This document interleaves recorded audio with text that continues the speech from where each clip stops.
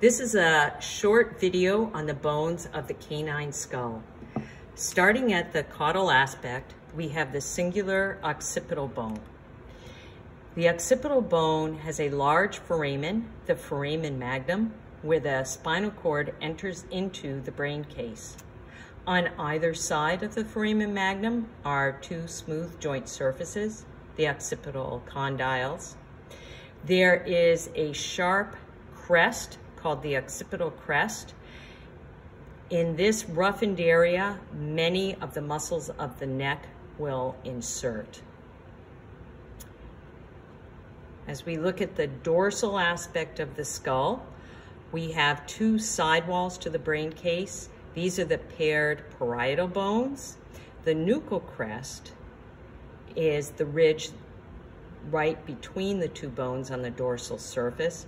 This is very prominent in some dogs. The temporal muscle, which is one of the two strong chewing muscles for closing the mouth, will have insertion on this ridge and the surface of the parietal bones.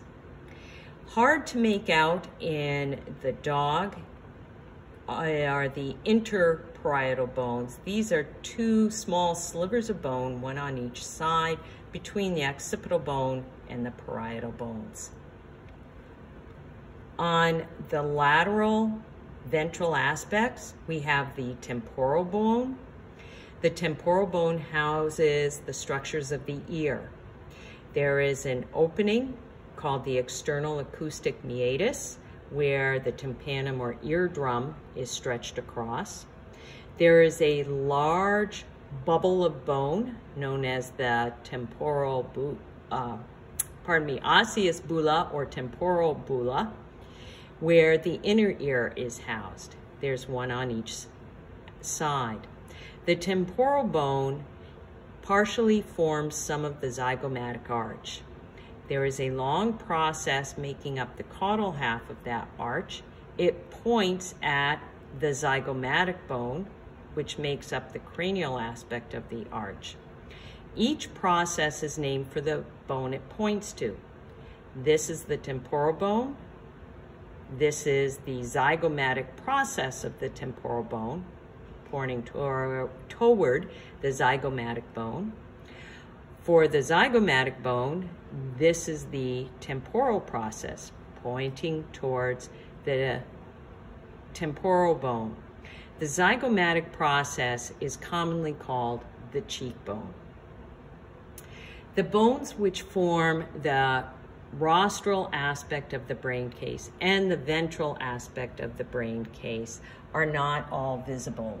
These are the ethmoid bone, the sphenoid bone, which houses the pituitary gland, and they're positioned on the rostral aspect and the ventral aspect of the brain case.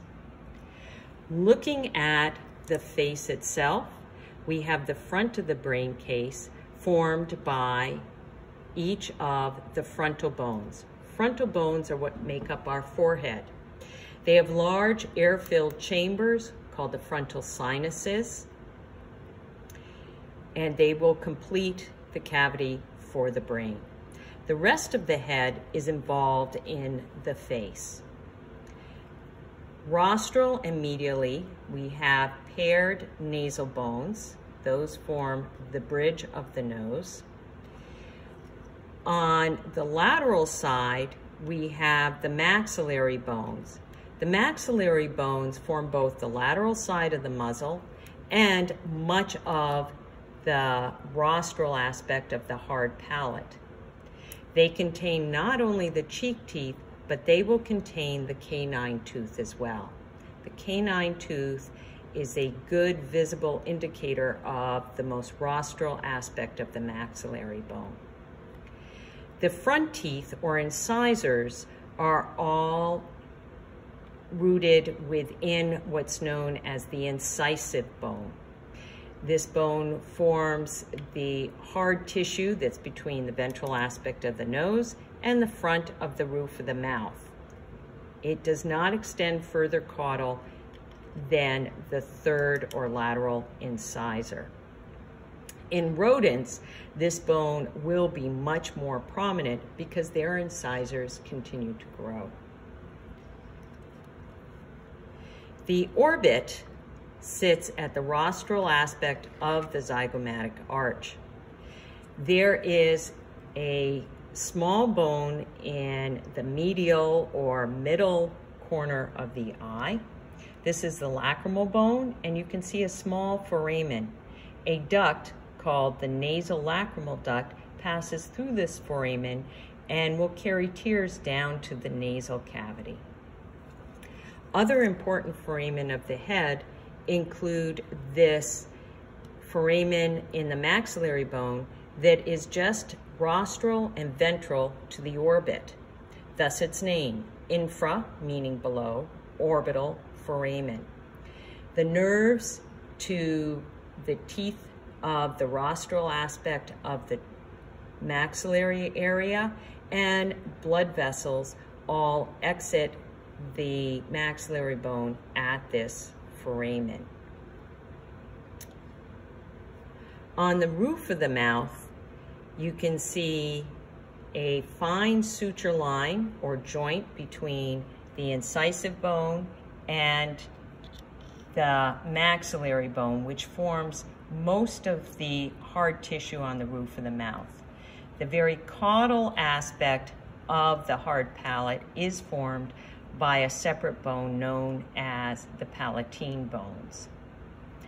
Caudal to those in the back of the throat are what are known as pterygoid bones.